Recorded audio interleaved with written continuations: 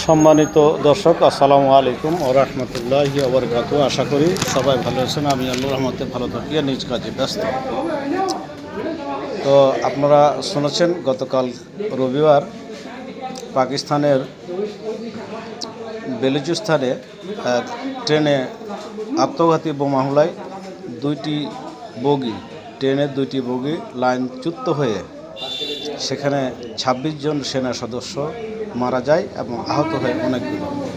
সম্মানিত দর্শক, আপনারা শুনে থাকেন আলেম ওলামাদের কাছ থেকে যে মানুষ হত্যা মহাপাপ, কাউকে অকারণে হত্যা করা যাবে না।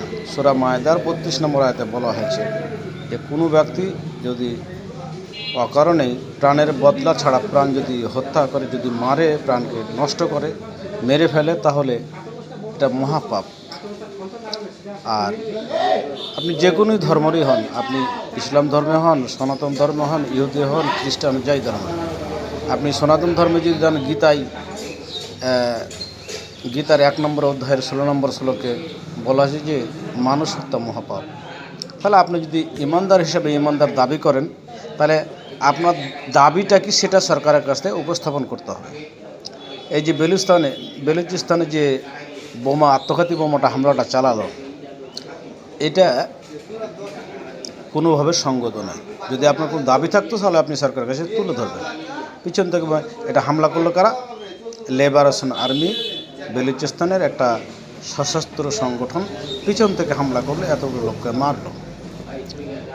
তো সম্মানিত দর্শক, যে কোনো অবস্থায় আপনি থাকেন, কাউকে অকারণে মারা যাবে না, অকারণে মারা যাবে না। তাহলে এই সশস্ত্র সংগঠন এভাবে অস্ত্র নিয়ে আপনি অকারণে মানুষকে মারবেন, আল্লাহ আপনাকে ছাড় দেবে, এটা আপনি ভাবতে পারেন না। এটা আপনার ভাবা ভুল হবে যে আমি স্বাধীনতার জন্য লড়ছি। একজন মুসলমান আরেকজন মুসলমানকে মারতে পারে না।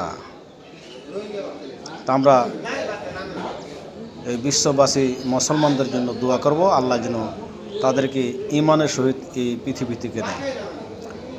তো শেষ করছি আমি। আপনারা অবশ্যই আমার চ্যানেলটিকে সাবস্ক্রাইব করবেন। আমি আপনাদের নিত্য নতুন ভিডিও দেব। আর দোয়া করবেন আমার চ্যানেলটি যেন অতি দ্রুত হাইলাইট হয়। আসসালামু আলাইকুম।